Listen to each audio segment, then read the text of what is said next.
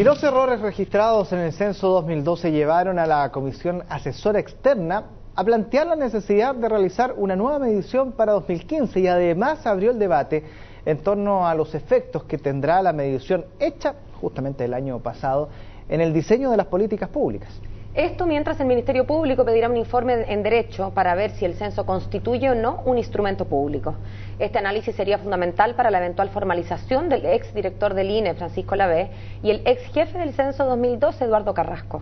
Queremos conversar más sobre este tema y nos encontramos con el diputado y candidato a senador por Santiago Oriente, Carlos Montes. Buen día, diputado. ¿Qué tal? Buenos días. Buen día. ¿Cómo estás? Usted se manifestó la semana pasada en contra de la idea de Michelle Bachelet de repetir el censo, ¿no es verdad? No, yo lo que estoy en contra es postergar mucho. O sea, yo creo que se requiere al más breve plazo tener una solución. Yo vi que alguna gente empezó a plantear desde el gobierno que había que tener una nueva comisión que reevaluara todo esto. Ayer Evelyn Matei planteó de que había que traer expertos internacionales. Bueno, así lo ha dicho el gobierno, van a esperar un informe internacional. Aquí lo que se requiere es rápidamente volver a contar a las personas que viven en Chile la forma abreviada que se plantea y volver a contar las viviendas, pero al más breve plazo. Yo lo que creo que a 2 años, imagínense, si se hace el 2015, eso significa que después de todo el procesamiento empieza recién el 2016 o 2017 pero en alguna parece materia. Ser, y yo aquí sí que, claro, un tema técnico, según parece, hay que hacer un muestreo anterior que dure un año, por lo tanto, pretender que se pueda hacer antes de 2 años. Se supone que todas esas cosas se hicieron. ¿Qué va a ocurrir con las políticas públicas en este tiempo? Va a ocurrir que van a tener que operar sobre la base de las proyecciones del CELADE, que es un organismo internacional. Proyecciones que tienen un margen de error bastante fuerte. Esto es una embarrada tan grande, en definitiva, que el censo simplemente, la comisión dice, no lo tomemos en cuenta, no lo tengamos ni siquiera presente para ningún efecto, porque está tan mal hecho. Hay comunas donde no se llegó al 20%, un quinto de las comunas tienen distorsiones absolutas. ¿Y esto qué significa? Se distribuye, por ejemplo, el Fondo Común Municipal. Y el Fondo Común Municipal se distribuye de acuerdo a distintas variables que se ponderan. El 25% se distribuye de acuerdo a la cantidad de población, de habitantes, y otros factores más. Saber qué pasa, por ejemplo, las religiones.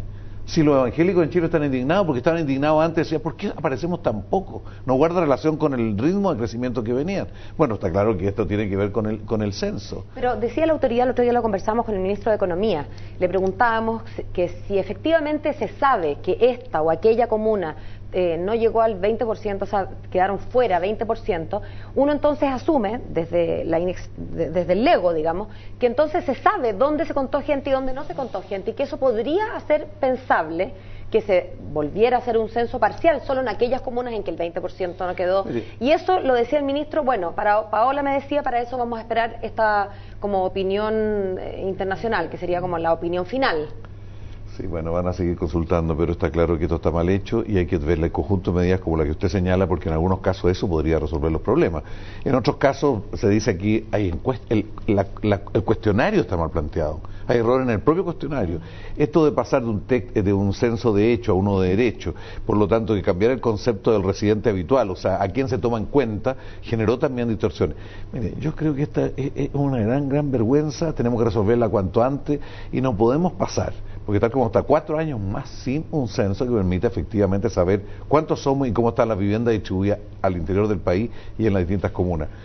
A ver, uno suma los problemas con la encuesta CACEM, sumado con el censo.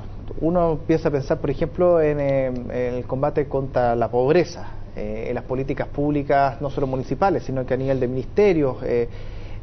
¿Cómo se va a debatir, por ejemplo, el presupuesto de la Nación del próximo año, teniendo en cuenta datos que al parecer no son los que debiesen ser?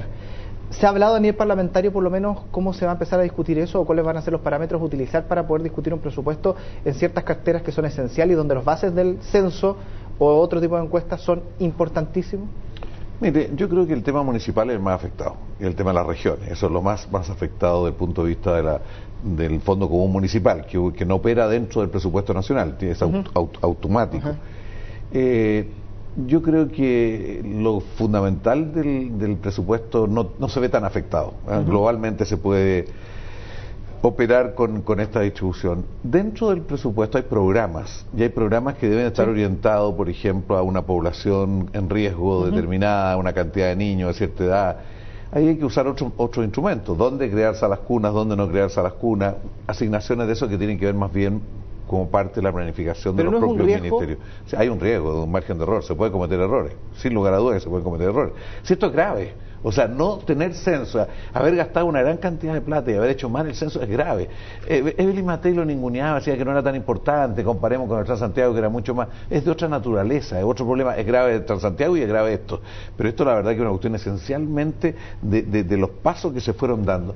Aquí lo que más rabia da es que se alardeó mucho que esto era lo más importante de la historia, el mejor censo de la historia, y después termina siendo el peor de la historia. Pero no se compensa eso con el hecho de que el presidente se haya puesto frente a las cámaras.